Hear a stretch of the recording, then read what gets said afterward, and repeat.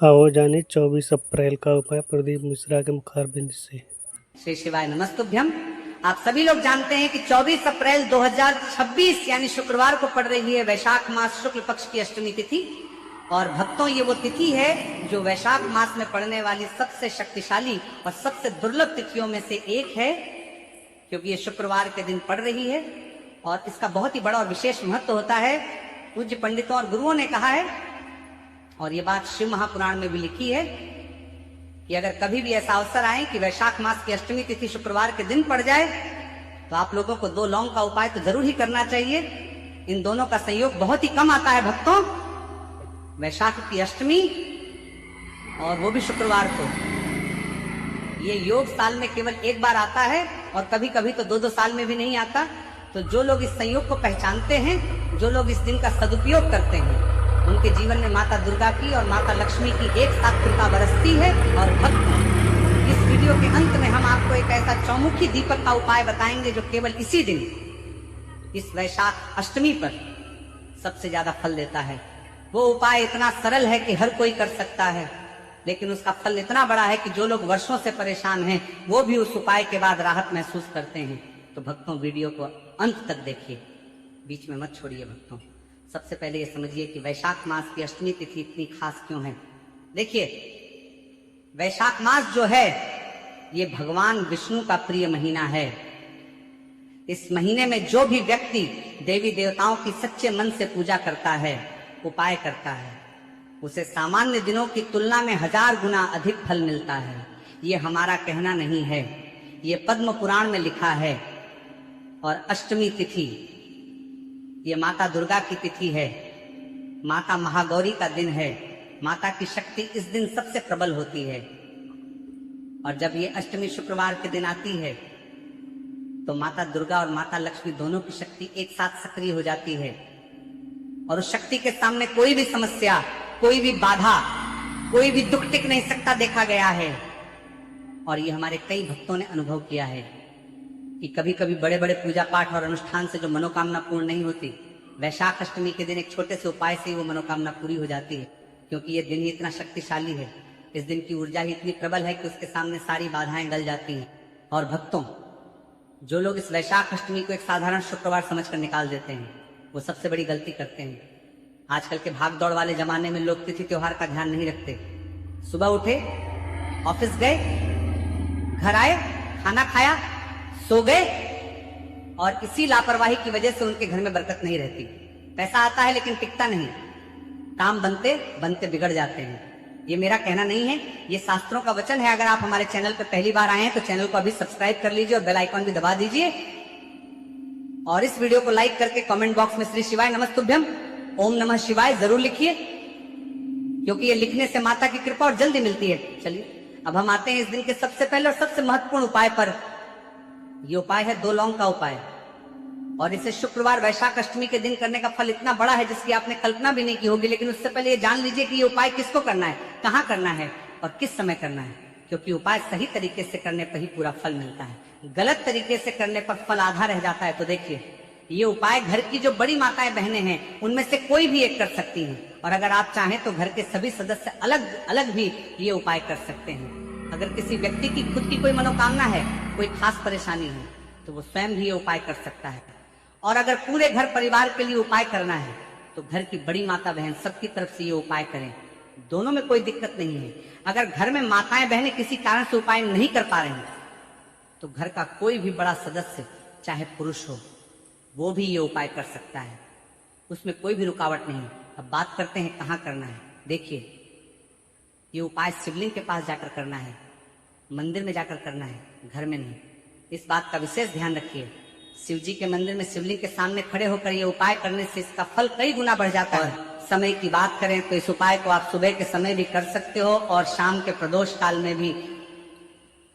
सुबह अगर करना है तो जितनी जल्दी हो सके, 5 बजे, 6 बजे, 7 बजे, उतना उत्तम है। 11 बजे तक कर सकते हो, 12 बजे के बाद मत करिए। और अगर शाम के प्रदोष काल में करना है तो शाम के 6 बजे से रात के 8 बजे के बीच में कभी भी कर सकते हो। ये समय प्रदोष काल का होता है और इस समय शिव जी की उपासना का विशेष महत्व होता है। अगर किसी कारण से समय पर नहीं हो पाए तो थोड़ी देरी से भी कर सकते हो, उपाय का फल जरूर मिलेगा, लेकिन कोशिश करना कि इस समय सीमा के भीतर ही करें। रुकिए, ये बात ध्यान से सुनिए। इस उपाय की सामग्री के बारे में, इस पहले उपाय के लिए आपको चाहिए एक लौंग का जोड़ा, यानी 2 फूल वाली लौंग। ये बात ध्यान रखिए कि लौंग फूल वाली होनी चाहिए, टूटी हुई या खंडित नहीं। साथ में थोड़ा सा शहद और एक तांबे के पात्र में अपने घर का शुद्ध जल। अब उपाय की विधि सुनिए। इन सभी सामग्रियों को लेकर आपको सीधे भगवान शिव के मंदिर में पहुंच जाना है। वहां पहुंचकर सबसे पहले उन दोनों फूल वाली लौंगों को शहद में अच्छे से डुबोइए। दोनों लौंग पर शहद का लेपन कर दीजिए। फिर उस तांबे के लोटे का जल जो अपने घर से लाए हैं उसे धीरे धीरे शिवलिंग पर समर्पित करिए और मन में श्री शिवाय नमस्तुभ्यम का जाप करते रहिए। जल अर्पित करने के बाद वो शहद से लेपित दोनों लौंगे शिवलिंग पर चढ़ाइए और भगवान शिव से प्रार्थना करिए।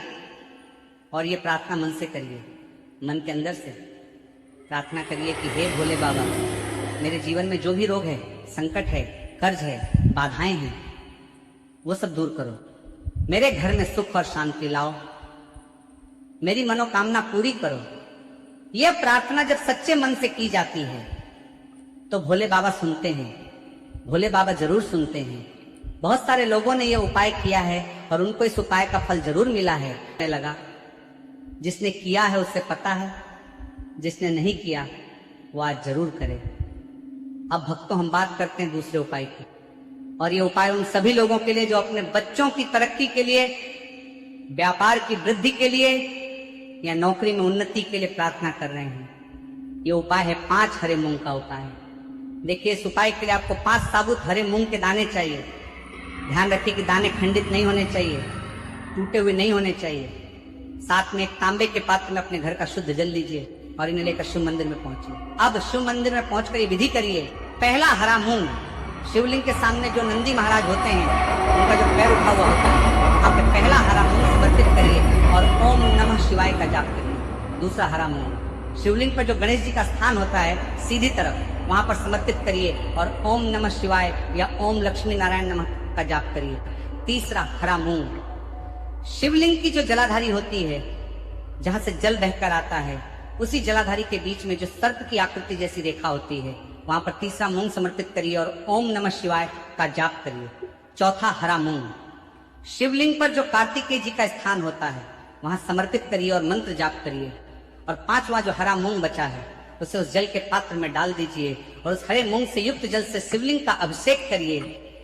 जल धीरे धीरे अर्पित करते जाइए और श्री शिवाय नमस्तुभ्यम का जाप लगातार करते रहिए। इसके बाद शिवलिंग के सामने बैठकर जो भी आपकी मनोकामना हो, बच्चों की बुद्धि और तरक्की के लिए, व्यापार की वृद्धि के लिए, नौकरी के लिए, इंटरव्यू के लिए, धन प्राप्ति के लिए, जिस भी कामना के लिए आप ये उपाय कर रहे हैं, उसे मन में कहते हुए भोले बाबा से प्रार्थना करिए और फिर घर वापस आ जाइए।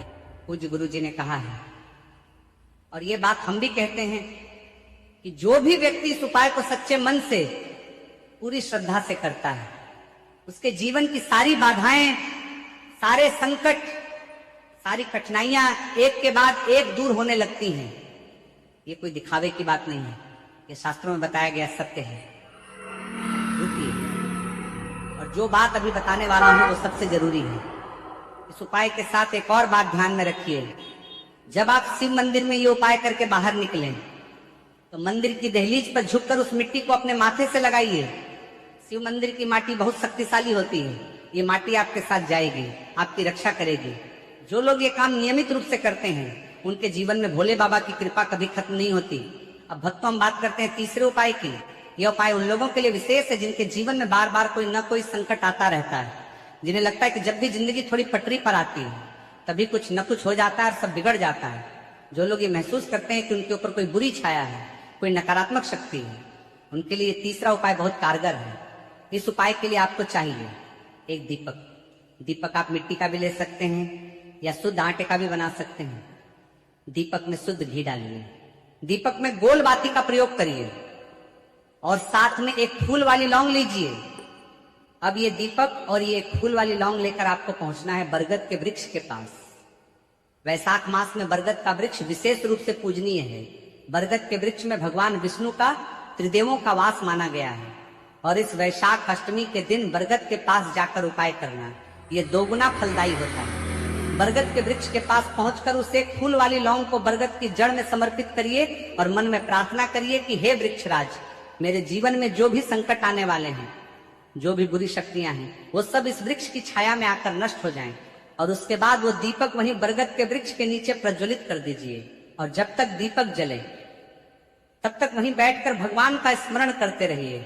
ये उपाय करने से जो भी आपके जीवन में आने वाला संकट है वो आने से पहले ही टल जाता है। ये हमारे पूर्वजों का अनुभव है, शास्त्रों का वचन है। जो लोग बरगद की पूजा नियमित करते हैं उनके घर में कभी अकाल मृत्यु नहीं आती, कभी असमय संकट नहीं आता। और भक्तों, आजकल के जमाने में लोग बरगद के वृक्ष की तरफ देखते तक नहीं, यही सबसे बड़ी भूल है। जो पेड़ हमारे पूर्वज पूजते थे उन्हें हम भूलते जा रहे हैं, और जो अपनी जड़ों को भूल जाता है वो कहीं का नहीं रहता। अब भक्तों, अगले उपाय पर आते हैं।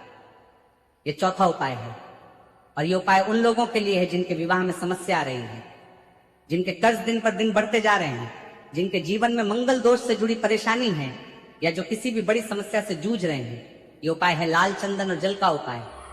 इस उपाय के लिए आपको चाहिए एक तांबे के पात्र में अपने घर का शुद्ध जल और एक चुटकी लाल चंदन को उस जल में मिला दीजिए और इस लाल चंदन से युक्त जल को लेकर शिव मंदिर में पहुंचिए। वहां इस जल को भगवान शिव के शिवलिंग पर धीरे धीरे अर्पित करिए और लगातार श्री शिवाय नमस्तुभ्यम का जाप करते रहिए।